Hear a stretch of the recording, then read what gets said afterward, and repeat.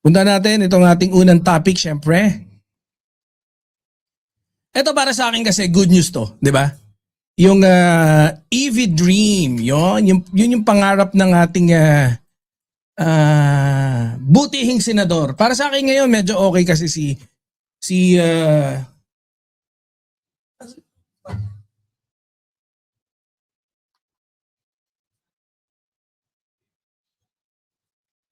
para sa akin, okay ang performance ngayon ni Senator Risa Hontiveros.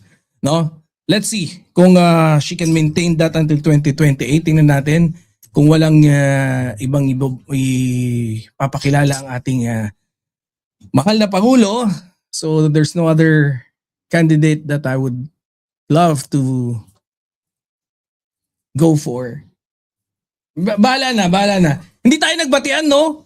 Mamaya batian tayo. So every after topic, magbatian tayo. So, para sumunod-sunod na, si Ma'am Brenda Barton, si Ate Tiger Eye, si Manang Trexie, si Boss, basta mamaya, para hindi na tayo babalik.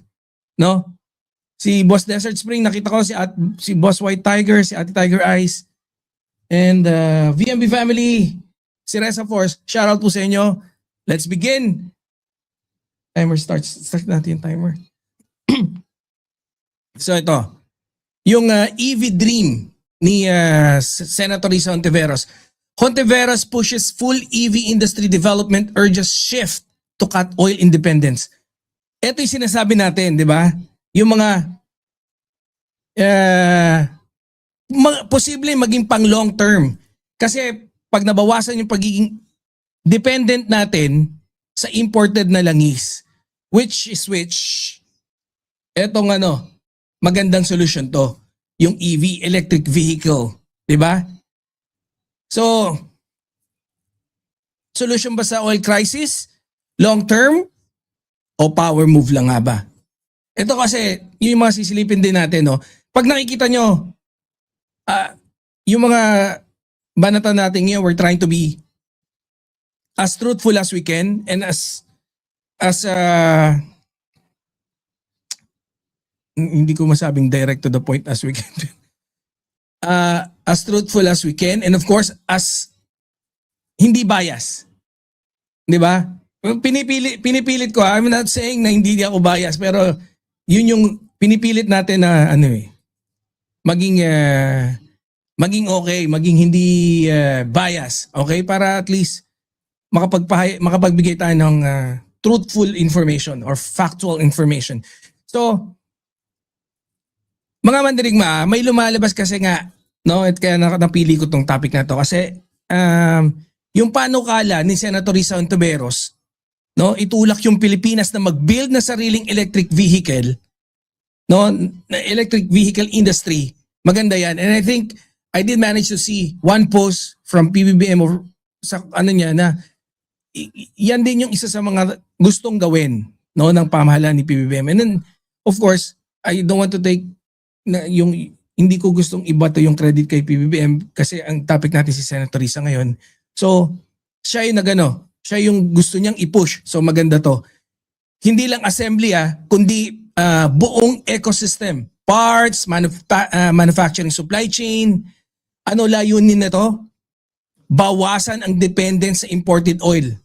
Isa pa, palakasin ang energy security ng bansa. O kaya sino hindi magkakagusto sa ganyan, 'di ba? Kahit ako, magugusto. Kaya talaga gustong-gusto ko 'yan, no? Good news ba? I believe oo. Pero alam niyo naman tayo, hindi tayo hanggang headline lang, 'di ba? Tingnan natin, let's dig deeper. Syempre mga main character involved, si Senator Risa Hontiveros. Siya yung nagpupush ng EV ecosystem, which is good for me. So yung Philippine government, sila yung gagawa ng policy maker, syempre, implementers din. Sila mag-implement. Local manufacturer, so potential investors, beneficiaries. Syempre, yung consumers, tayo mga Pilipino, yung apektado ng fuel, tayo yung makikinabang dito later on. Especially pagka-implemented na to. So, silipin natin dating gawin, no? Ito maganda to kasi reactive tayo sa krisis. 'Di ba? Ganito yan mga mandirigma. Tuwing tumataas ang oil prices, saka lang tayo naghahanap ng alternative. dati. From oil crisis, papunta na tayo ngayon sa EV conversation. Yan na magiging usapin natin. Electric vehicle. And I believe si Congressman, si Mayor Vico Soto, nung kaputukan ng krisis, parang nag-implement siya ng libre sakay gamit ang mga electric vehicle na bus. I think na i-topic natin yan, naalala ko. So, hindi man ito bagong idea, no? Matagal na itong, yung oportunidad na ganito, matagal na eh. Kaya lang dating gawin natin, nahuhuli tayo sa trend, 'di ba? Imbis na tayo yung mauna, before no, tayo yung may kauna-unang light rail transit sa buong Asia. Even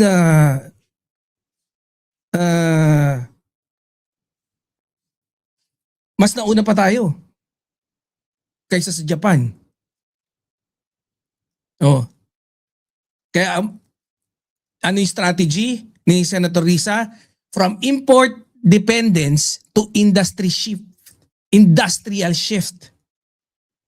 Hindi lang basta lahat ng ecosystem, mga parts, lahat tayo magpo-produce, tayo magma-manufacture. Ito yung maganda rito eh. Hindi lang ito tungkol sa sasakyan. Ito ay tungkol sa industrial transformation. Kapag nagawa to, less imported fuel. Isa pang agandahan, more local jobs. And lalakas yung peso. Kasi less dollar outflow, lalakas yung peso natin. Control over supply chain. Maapektuhan din. Pero may catch. Kasi bakit? Malaki yung capital. Kailangan ng long-term consistency. Hindi to yung overnight success, di ba? Kasi medyo matagal eh, yung pagbuo. So tanong, ito yung tanong, may political will ba tayo panindigan ito hanggang dulo? Kung maipapasa yan, ngayon sa panahon ni PBBM, I believe, kaya nating i-push yan. Kasi di ba marami nga dating nagsasabi, why yung electronic vehicle? Kasi of course, yung mga malalaking kumpanya, pilit na hinahadlangan yan, yung electronic vehicle. Kasi syempre sila yung mga nagkokontrol ng langis. Yun yung mga kuro-kuro dati. Pero ngayon, so may political will ba si PBBM? I believe hindi na halos yan yung dapat pag-usapan kung political will ba yan. Kasi, oo, siguro. Kasi marami mga kailangan natin magpalit ng mga sasakyan. Yung mga bago, ngayon nga lang yung mga jeep, di ba? Hirap na hirap tayong i-advance into more modern technology. Palag ng palag yung mga drivers eh. 'Di ba? So, let's see kung yan maitulak ba natin hanggang dulo. Kasi magandang malaking bagay yan. Ano yung totoong laban dito? Hindi lang ito EV or hindi lang to electric vehicle versus gasoline. Ang totoong laban, import dependency versus self-reliance. 'Di ba? Yan yung kagandahan dyan. Short-term relief versus long-term strategy. Kasi kahit mag-EV ka, kung imported din lahat ng parts, umiikot ka lang sa parehong problema. Di ba? Electric vehicle, yung mga parts imported, ngayon, yung gusto, buong ecosystem. Kaya malaking, eto talaga, malaki maitutulong nito sa ating industriya. Di ba? So, dating gawi, pros and cons tayo. Good news dito sa balitang to, long-term solution sa oil crisis. Siyempre, job creations and industrial growth. Businesses and mga trabaho. Ano pa? Energy security. Less exposure sa global oil price shocks. Let's say makakuha lang tayo ng 50%. Kasi alam nyo dito sa Dubai, medyo mahirap yung electric vehicle dito kasi especially kung I'll be traveling from here to Dubai, to Abu Dhabi, it will take one charge. Kasi dati anyways, dyan naman mga short travel lang eh. Hindi ko lang alam kung pwede yung pang-public na vehicles na gawing ano. Yung mga bus, kung free ride, kasi every stop, sila yung nagro-rotation, charge. Yun lang yung mga isang problema na nakikita ko dyan. So anyways, that will be for another topic. Pero yung less exposure sa global oil price shocks, kasi magiging independent na tayo. Hindi naman independent talagang fully, pero more independent. 'Di ba? So, high startup cost naman yung mga posible maging problema. High startup cost, infrastructure, charging station, kulang pa, technology gap versus other countries, risk na maging assembly lang yung ulit. So magiging dependent pa rin din tayo. So sana mag-push through hanggang doon sa proposal na ecosystem. Kasi yun yung talaga yung magiging maganda dyan. So, mga mandirigma, real talk tayo . Kaya ba ng Pilipinas makipagsabayan sa electronic vehicle industry? Kaya ba? O mauuwi ulit tayo sa pagiging assembler lang habang ibang bansa ang kumikita sa tunay na value? Comment nyo dyan sa comment section. Hindi ko naman babasahin . Joke lang. Hindi. Comment down below. Malay nyo, basahin natin. Mabigyan tayo ng time mamaya para magbasa. Kasi medyo nakita nyo bago na yung setup natin. Diba? Hindi na siya yung OBS. I'm using another software as of the moment. So, yon. Kaya ba makipagsabayan? Or mauwi lang din tayo sa pagiging assembler? I do hope na mag-push hanggang dun sa dulo. Pwede ba ito? May comment, may highlighter ba ako? Highlight. Testing ha? Meron. Okay. Meron naman siya. Pero hindi kita dito sa kabila. Okay. So,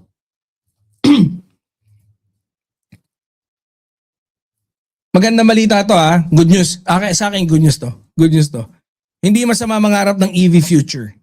Pero ang tunay na tanong kasi, magiging producer ba tayo o habang buhay na consumer? Magiging maganda kung patuloy na tayo magiging producer. Eto, sabi rito ng balita. Balitang sports naman po tayo, pampalakasan. DDS, utak-uga. DDS, tanga-tanga. Balitang pampalakasan. Walang yan, no? Pero wala na, naging katatawanan na yung mga... Pagka may issue, suntukan, gusto. Ano nangyari sa Pilipinas? Mapapamura ka na lang ng... God damn it. Ayoko magmure, pero wala tayong magagawa . No, puros na lang suntukan ang nasa isip. Ang tatapang ng tao sa Pilipinas. My goodness, ano nangyari? Tatapang nyo, ha?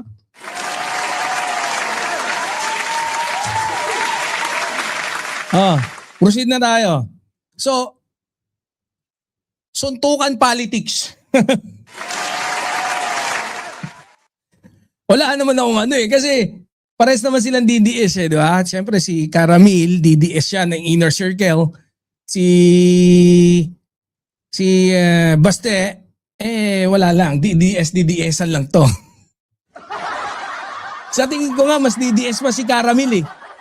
Di ba? Kasi biruin mo para magkaroon ka ng opportunity na pagkatiwalaan ka, nasabihin sa iyo ni Duterte na yung anak niya badidang, yun. 'Di ba? Ayun nga . Pero mo sinabi hindi naman si Caramil nagsabing badidang ka, Brad. I-mention niya lang or inilatag niya lang kasama doon sa loob ng affidavit niya na tinawag kang bading ng anak mo. Kaya ang pinakamay tiwala, si Sarah, wag ka na magtampo. Okay naman daw si Sarah, very, very good. As a matter of fact, 80% ang nakuha sa barig sampuking. Hayop ka paniwala, walang yan. So mas matalino ka pa kay kay Miriam Santiago, ganon. Aba.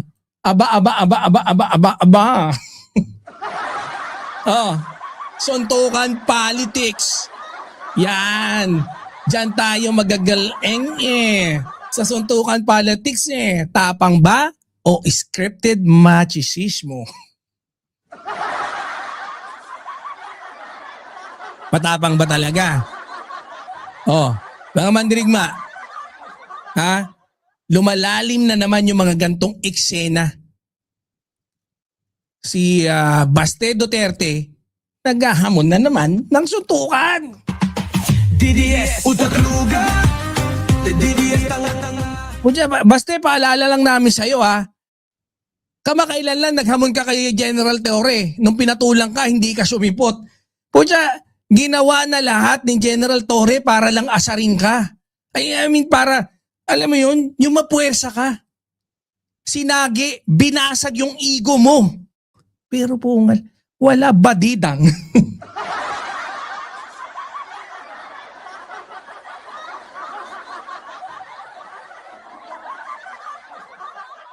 Wala eh.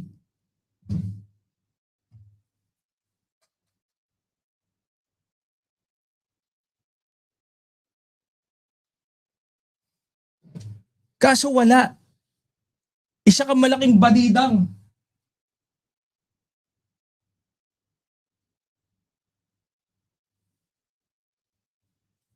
Biruin mo, badidang ka.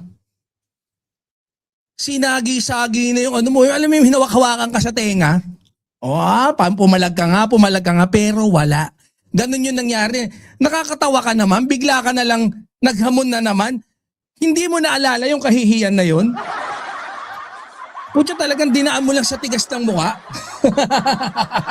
Very good ka pala Baste. Kaya napakagaling mo. Ngayon ang target mo si Caramil. Nakasakalukuyang nakakulong. Ang galing mo naman. Siguro naisip mo, no? Mamarabigiray, naisip mo. Ay, oo nga pala, no? Mamerica Chola, shout out. Siguro naisip niya, oo nga pala, nakakulong to. Oo nga pala, nakakulong to, hindi papalag to. Ang nangyari. Sumulat na. Okay daw, let's go, sabi.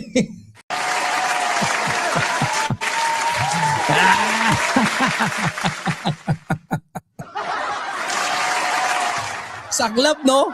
Paano kaya? Malamang ang tanong mo niyan, paano nakasulat? Sino nag-approve? Bakit ganon? Bakit gayon? Nakaw, dali na naman tayo na re.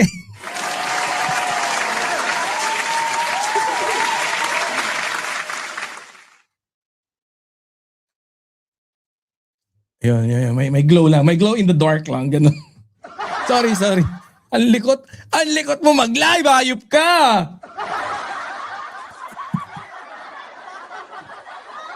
Shoutout yung mga DDS natin dyan ha. Mga ka-DDS na libayan ha. Dyan sa ano.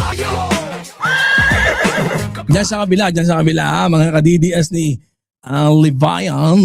Shoutout. Parang ang lakas sa akin, no? Dapat hinaan natin. Mas malakas dapat yung mic.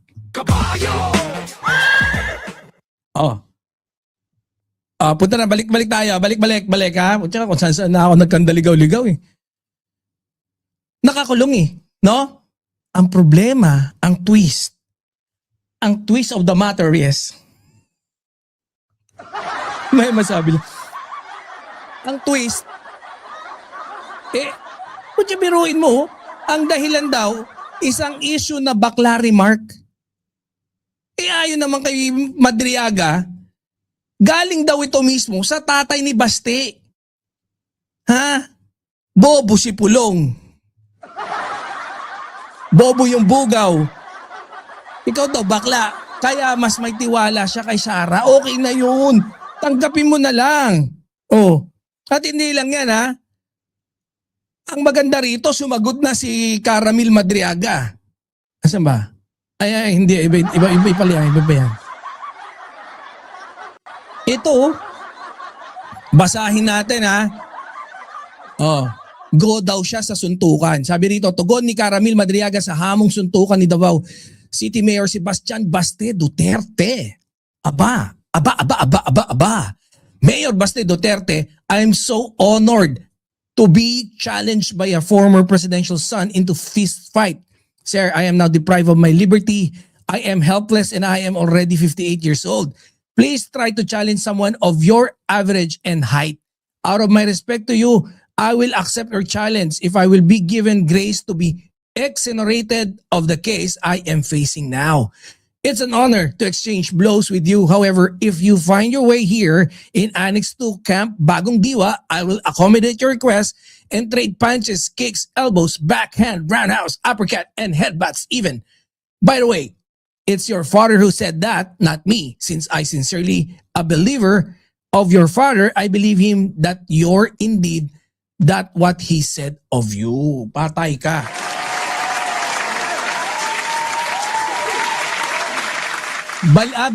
Bobo daw si... Sorry, mali. Bobo daw si Sarah, baliw daw si Diga. Si ano, I stand erected. Thank you very much, Boss Desert Spring. Patay ka, yan na, sumagot na. Grabe, no? O tiya, paano, referee na natin si General Torre dyan, no? Wala no? Grabe ka, naging comedy, naging katatawanan na, no? Manchichismo over substance. Buisit. Ganito yan mga mandirigma. Kapag naiipit sa issue, dinadaan sa tapang-tapangan. Suntok-suntukan. Imbis na sagot sa aligasyon, napupunta sa ego battle. Hindi na bago yan, di ba? Dating gawin na yan kapag may pressure, shifts a narrative from facts to bravado. Selective tapang. Ito yung medyo delikado eh. 'Di ba dito? Hinamon si General Torre dati nung pumatol hindi sumupot. Ngayon, hinamon yung isang nakakulong, akala siguro hindi siya pagbibigyan. Ayan. Pero pumatol kahit walang kalayaan, kumilos. So ang tanong, tapang ba ito o calculated move? Kasi kung alam nyo yung tunay na laban, bakit yung may kakayahang sumagot physically, hindi tinuloy kay General Torre? Yun no? May edad din si General Torre pero gusto lumaban. Nag-prepare ng stage, nag-prepare ng location. May mga audience na. May referee, lahat-lahat. Tapos ngayon, ang gusto mong target naman, detainee, samantalang dati hindi ka sumipot kay General Torre. Ang alam mo kung inaasahan namin sa iyo ngayon? Kung ano magiging palusot mo. Alam mo nakakatawa eh. 'Di ba? In some part medyo nakakabuisit na nga eh. Gusto nyong inormalize ang kalokohan na ganyan. Mga buisit kayo eh. 'Di ba? Yung mga DDS talaga utak lugain eh. DDS, utak luga. Ang problema, pagka pinatulang kayo, ayaw nyong sumipot. Hindi lang to tungkol sa suntukan eh. Yung issue dito, credibility versus distraction. Issue versus personality. Di ba kasi habang pinag-uusapan natin yung suntukan, nawawala yung focus sa mga aligasyon, testimonya, at yung mas mga malalim na issue na binato ni Caramil Madriaga. Parang yung kapatid niya. Ang daming isyong binanggit tungkol sa confidential fund, tungkol sa mga perang kinamkam, tungkol sa pag-ubos ng 24 oras yung confidential fund instead of 11. Pero she decided to answer ang gusto niya lang i-debunk yung particular na issue na boba siya. Kung na-offend ka, sinabing boba ka, pag sinabihan ka magnanakaw, wala. Wala lang. May problema ka. Yun ang problema. Nawawala tayo dun sa mas tunay na issue. Classic move create noise para matabunan ang real conversation. 'Di ba? Yan yung galawan na yan. Guys naman, tigilan, yung DDS part naman, tigilan nyo na yung paghamon-hamon na ganyan. Kung hindi rin kayo tutuloy, tigilan nyo na yan. Please. Kaya huwag nyo masyadong gawing katatawanan yung political stage. No? Kasi minsan tumutungtong din kami dyan. Alam nyo pero okay kasi nagpakita ng confidence eh. 'Di ba si Baste, naghamon eh. Although alam naman natin hindi sisipot si Baste. Akala niya kasi baka hindi pumalag. Feeling niya nakapagpakita siya ng dominance, confidence. Pero may pagkaano appeal to mass style leadership. 'Di ba? Umaapila sa masa. Gusto magpakita ng hindi uurong image. Ang problema lang, minsan kahit labang ka ng laban, kung talunan ka naman, putya wala ring kwenta. Para si Kabayo. Kabayo! 'Di ba? Kabayo! Ano problema kay Kabayo? Si Kabayo hamon ng debate, laban ng debate. Putya, lagi ka namang talo. Ang problema doon, paano ka lalabanan ng mga magagaling? Kung kita nila talunan ka. Tapos wala kang pakialam sa win-loss record mo. Brad, ang pangit kalaban nung ganun. Putya, ang kalaban mo tay-tay na, magandang kalaban yung talagang nagsusumikap eh. Yung gusto niyang manalo. Gusto niyang ipakita na mas maganda mga argumento niya. Pero ito, putya walang tay-tay. Ngayon lang nag-follow, nag-subscribe si Ma'am Cheryl. Ma'am Cheryl. Nakita ko, nag-follow daw eh. Bakit wala, Wala yung ko. Ano yan? Hindi nagpapakita. Ako lang nakakakita nung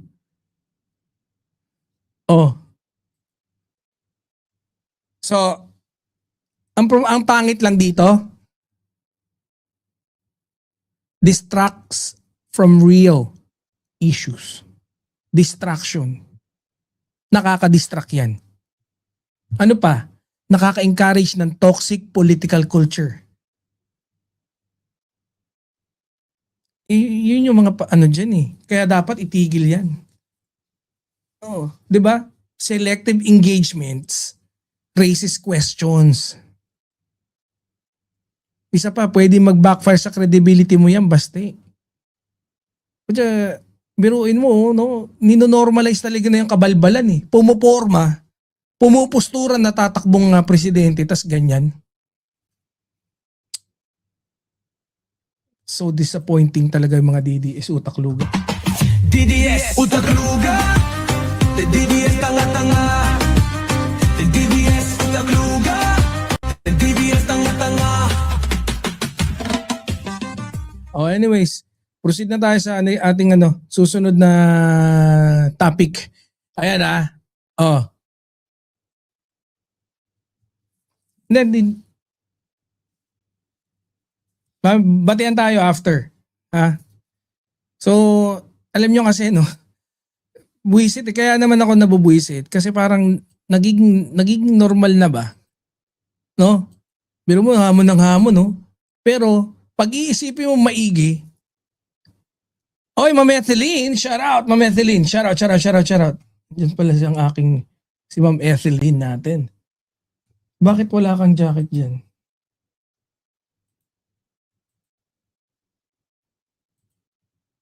Kasi kung isipin nyo, gusto nilang i-normalize yung mga suntukan o yung mga pagbasag gulo.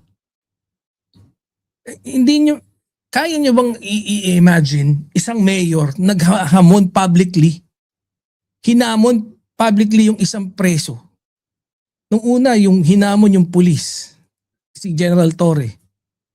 Hindi pa raw siya nakakasampal ng general. Bakla rin eh, no?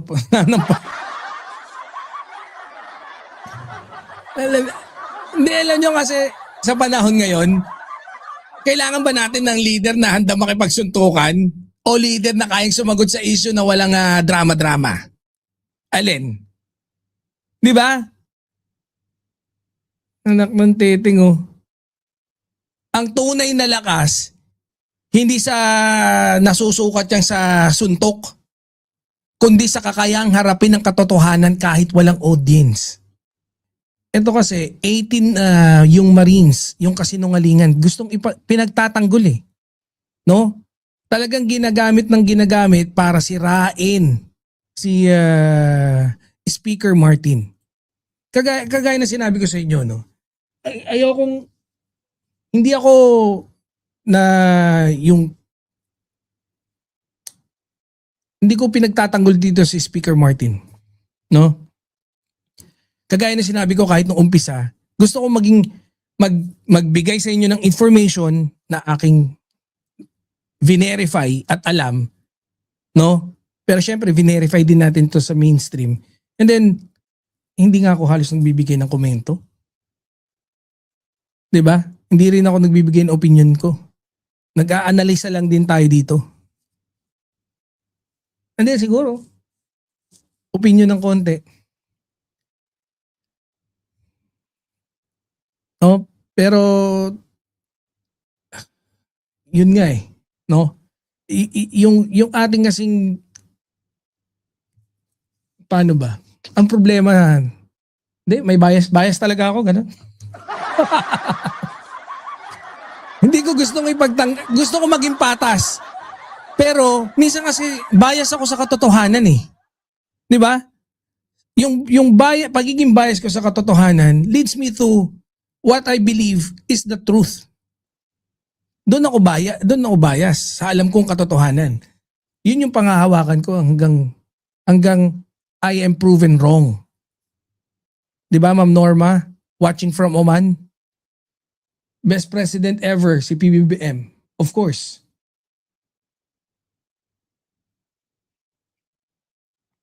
Si Ma'am Christina, shout out. Oh, let's begin. Ito, 18 Marines. Ha? Testigo ba o scripted operation? Ang ugnayan ni Defensor at ni Toby Chanko. Bow. Sino target nila sa kanilang pag-uugnayan? Si Speaker Martin Romualdez. Ito may kumakalat kasi no na wait, ano pa natin? Pero so nag-obserba tayo. May kumakalat na conspiracy theory na si Toby Chanko, isa sa mga may pakana no diyan pagdating diyan sa 18 Marines. Siguro people are assuming because of yung galawan niya kasi pang DDS na, and besides talagang lantaran kung ipagtanggol niya yung 18 Marines. And of course, si VP Sara. Kung isang patunay yung pagsabi, 'di ba? Ang gusto nilang makita na yung pagsabi yung pagsabi ni Toby Chanko na 1,000,000%. Biruin mo, sobra yun 1,000 nga okay na eh. Kaso 1 million pa, 'di ba? Yung nasigurado siya mapapakulong lahat ng korap. Yan yung ano niya. 1,000,000% tiwala niya kay Sara. Ganun yung lumalabas. May we all already know na, 'di ba, meron lumabas na grupo ng 18 mga Marines kuno. Hindi na natin sabihin yung mga detalye ni Kesyo. Naging 4, naging ganto, naging ganyan. Sundan natin yung naratibo nila. 18 Marines or ex-Marines na naglabas ng mga matitinding aligasyon patungkol kanino kay Speaker Martin. Pero ang tanong, totoo ba to na whistleblowing yung ginawa nila? O isa itong orchestrated political operation? Kasi kapag hinimay-himay mo, hindi lang to simpleng testimonya eh. 'Di ba? Mukhang scripted or other hindi lang mukhang scripted, talagang mahalata mong scripted eh. Sino ang target ng operasyon? Si Martin Romualdez. Beneficiary ng diversion dahil sa impeachment, sino? Magiging benefactor? Si Sara Duterte. Sino yung alleged coordinator? Si Mike Defensor Santiago. Kasi siya yung very visible na sumusuporta niya sa 18 Marines. As a matter of fact, meron siyang pag-amin na pagtulong. Oh. Even nung pa sa umpisa kay Gutesa. Si Toby Chanco, political amplifier. Siya yung mismo nag-amplify. Ang ganda ng boses ko ron, medyo husky ah. Siya mismo ang nag-amplify. I love it, I love it. Sorry, na-distract ako. 'Di ba? Yung 18 Marines, sila yung mga self-proclaimed witnesses. Katawa. Self-proclaimed witnesses. My goodness. Ito. Siyempre, yung pattern, narrative replacement strategy. Ito ang unang dapat mong makita, mga mandirigma natin dyan. Kapag may mabigat na issue, biglang may mas maingay na issue. Classic move yan sa politics, gawaing trapo. Sa kaso na ito, may issue kay Sara Duterte. Ano yung issue? Confidential funds, budget scrutiny. Biglang may 18 Marines na lalabas. Siyempre, kailangan meron kang mabigat na pwedeng gawin mong kontrabida, in particular dun sa issue na gusto nyong ilabas. So none other than Speaker Romualdez. Kung si PBBM parang medyo malayong mai-connect, so hindi doon.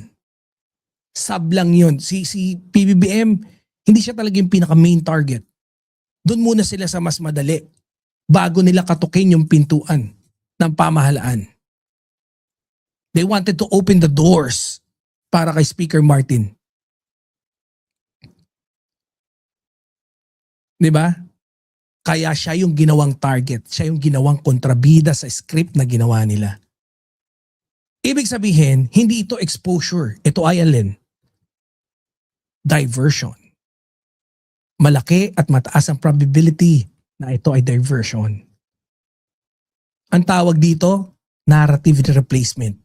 Palitan mo ang usapan para hindi pag-usapan ang tunay na problema. Almost a month or more than a month nilang pinanghawakan yan. Ganon yung ginawa nila.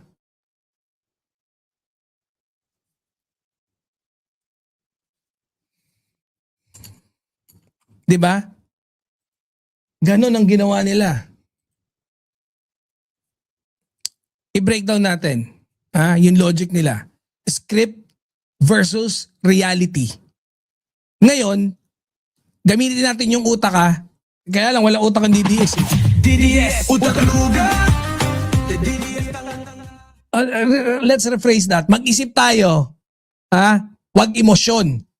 Tanong, kung independent ang 18 Marines, bakit magkakatugma yung naratibo? Sinong unang sumita niyan? Of course, si Ombudsman Boying Rimulya. 'Di ba? Pero pagdating na sa detalye, hindi nagtumugma-tugma. Red flag 'yan. 'Di ba? Sa totoong testigo, iba-iba ang kwento pero consistent ang core ng facts. Kahit mag-iba-iba yung datingan ng kwento, yung core, pinaka-foundation ng katotohanan, dapat consistent. Paano? Sa scripted, pare-pareho ang linya, pero sablay ang detalye. Kahit anong gawin nila, kahit maglagay pa sila ng mga memorable words such as basura, maleta,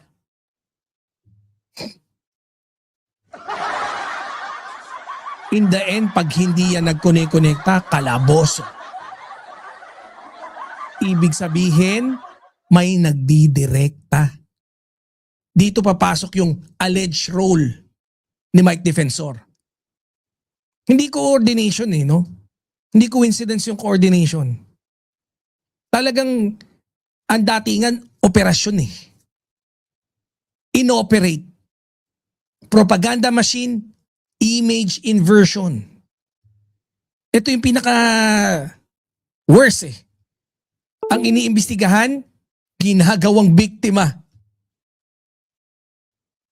Can you imagine that? Si Sara Duterte pa ngayon yung biktima. Yung nag-iimbestiga, ginagawang kontrabida. Huwag niyo sabihin hindi niyo napansin yan. Yan yung nangyayari ngayon. Kung sino yung nag-iimbestiga, sila pa yung kontrabida. Si Sara yung biktima ngayon. Akala mo hindi nangulimbat. Sa madaling salita, baliktad ang mundo. Si Sara Duterte na. No? Mula sa taong under scrutiny, ginagawang inaapi. Si Speaker Martin, mula siya investigator, ginagawang siya yung attacker. Part siya ng di ba? Ng Kongreso. Yan yung image inversion strategy. Basa natin yan dito. Di ba? Dito pumapasok din yung role ngayon ni Toby Chanco. I-amplify sa media. I-push sa social networks. I-frame ang naratibo. Kasi alam niyo naman, di ba? Na-discuss na natin yan dito. Kung sino may hawak ng narrative, siya yung may control ng sitwasyon. Kaya si Toby Chanco, ina-amplify sa media, pinupost sa social networks, frame yung narrative.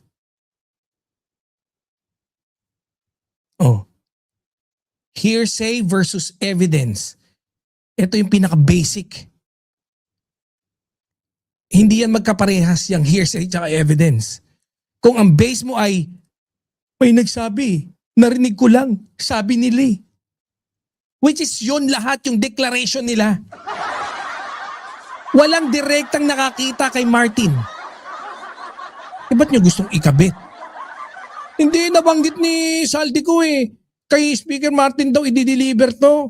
Alam nga namin yung bahay Nakapag-deliver ba kayo kay PBBM? Oo. Nakita nyo ba? Hindi. Kasi hindi naman na direktang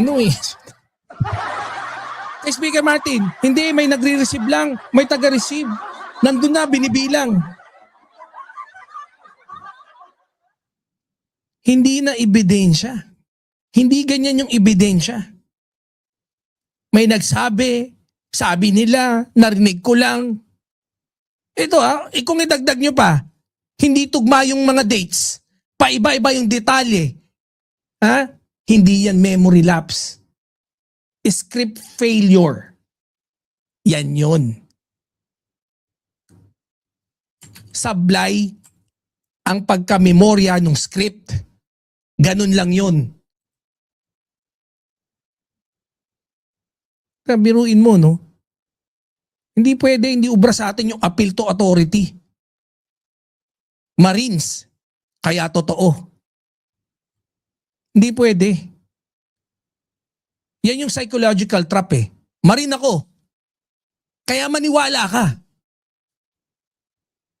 Pero hindi ganun dapat yung logic Di ba?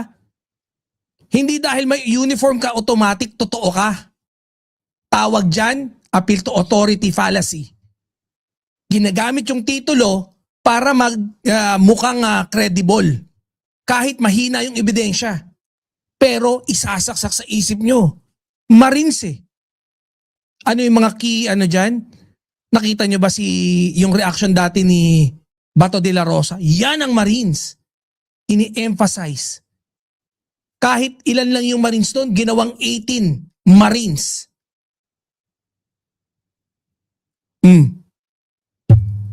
Yun. Appeal to authority. Para mas magmukhang credible. Mas kapani-paniwala. Marines yan hindi yan magsisinungaling. 'Di ba? The bigger game, the target is the 2028 politics. Sumaw tayo, no? Para hindi, so we can see the bigger picture. Hindi lang to tungkol sa ngayon. Ito'y positioning na sa 2028. Oh, logic. May rising political threat.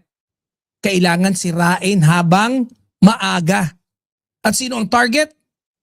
Speaker Martin. Bakit? Dahil ang transparency kalaban ng may tinatago. Mga Marines na pulpul, sabi. May mga bago bang dating? Mamaya tayo magbatian. Oh. Kaya, ito, mga karayuma, mga mandirigma, hindi lahat ng maingay, totoo. Madalas ko nang sinasabi yan dito. Hindi lahat ng testigo, credible. At hindi lahat ng expose ay para sa katotohanan. Tandaan nyo yan. Minsan, script lang yan. Minsan, may direktor. Minsan, may agenda. Kaya hindi lahat ng expose to prove that they are correct. Kundi, may agenda. In short. Oh. Tanong ko sa inyo. Kung ikaw ang politiko na may mabigat na issue, ano gagawin mo?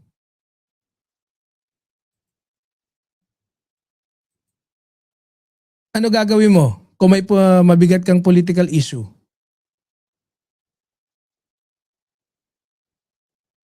Oh. Haharapin mo ba yung ebidensya? A. Or B. Gumawa ng mas malaking ingay para mailihis ang usapan.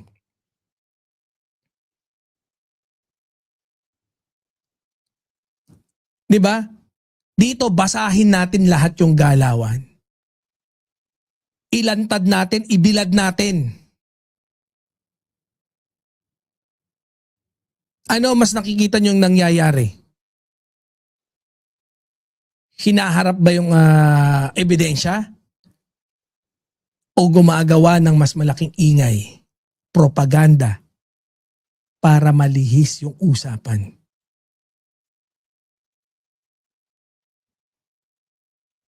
Ganon yung nangyayari. Kung ang kwento ay sabay-sabay,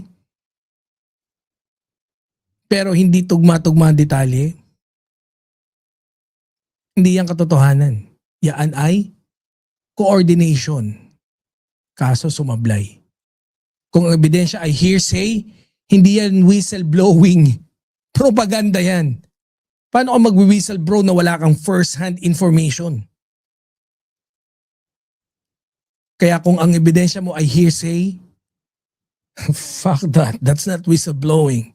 Propaganda yan.